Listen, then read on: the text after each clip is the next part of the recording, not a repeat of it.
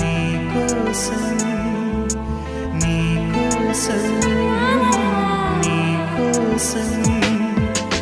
ఎప్పుడు లేని ఆలోచనలు ఇప్పుడే కలిగెను ఎందుకు నాలు నీకోసం నీకోసం ఈ లోకమిలా ఏదో కలలా